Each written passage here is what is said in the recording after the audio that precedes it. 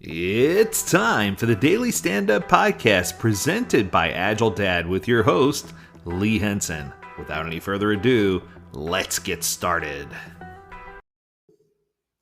Let's take a moment to talk about the difference between effectiveness and efficiency. And I know it kind of sounds the same, but I would argue that the two have some different characteristics, and I think it's important for us to differentiate between the two. So when I think of efficiency, I think if I had to put a definition on it, it's about doing things correctly, but also in a reasonable amount of time. We're trying to improve our work attitude and we're ready to disturb our work life balance to generate more output. To boost our efficiency, we tend to eradicate activities that are going to, that don't increase the amount of desired stuff getting done. Oh, I can't take a break, or I need overtime, or I must finish this big project, or I guess I'll just have a desk lunch. Constant efficiency growth becomes the main goal, something that should be instrumental in becoming essential. So, what I'm trying to say is if you start thinking about efficiency can be negative efficiency or positive efficiency, which is really, really interesting because I don't think a lot of people take the two into account. They run with, hey, I'm being efficient and efficient is better. But is efficiency always better? We always assume that effort is a total properly done output delivered by a person, while time is the time slot when effort was made. There are two ways of increasing that factor. Either by producing more output within a given time slot, that's option one, or by decreasing the time span with the effort scope maintained, that's option two.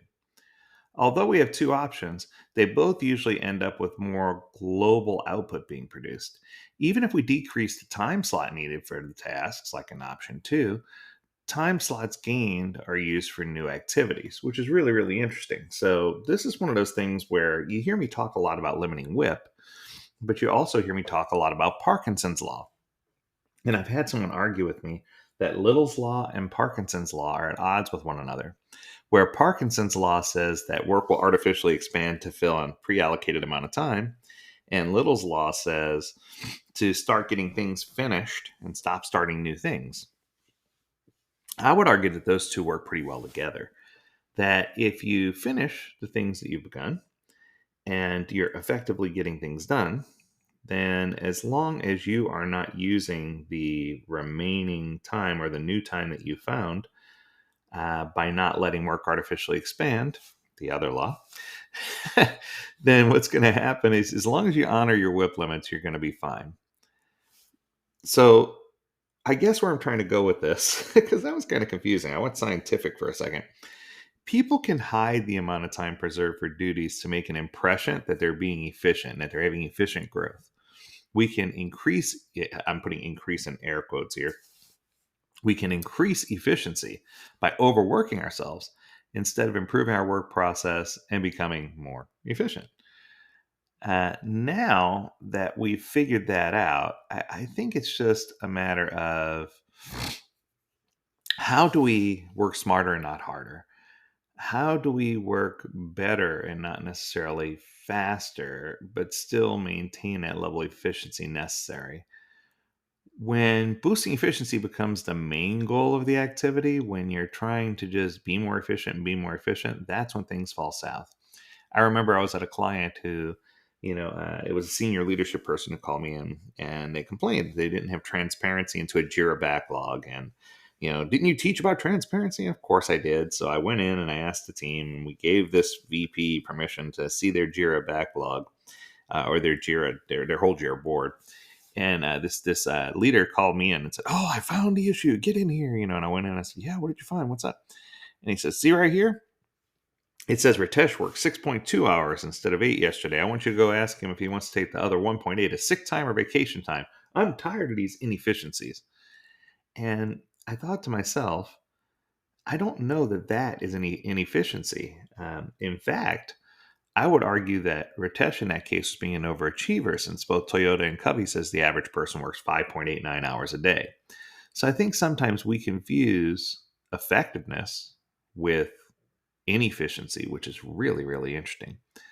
So if I guess if you're boosting efficiency and not looking at whether you're being effective or not, you're feeling enjoyment mostly from increasing the tempo of your work, but it creates that death spiral that's just going to cause you to crash and burn. At some point, you can't speed up or even keep up with the tempo that you've gotten. So the main source for your enjoyment, the boosting efficiency, is gone, right? So this is one of those things where you hear all the time I talk about when a team is really performing, what are they rewarded with? More work. And that's not the right answer. You need to find an alternative that brings enjoyment, or else you will experience complete burnout. So the root cause of that whole scenario is that we confuse effectiveness with efficiency. We treat those two as synonyms while they're essentially completely different concepts. Let's mark this. Effectiveness is responsible for goal setting and decision making. It's at a strategic level. Efficiency is only an implementation instrument or a tactical tool. You're effective when taking proper direction. Following the direction in the right way is efficiency. Ding, ding, ding. So if you think about it from that perspective, now it all makes sense. Now you can discern the difference.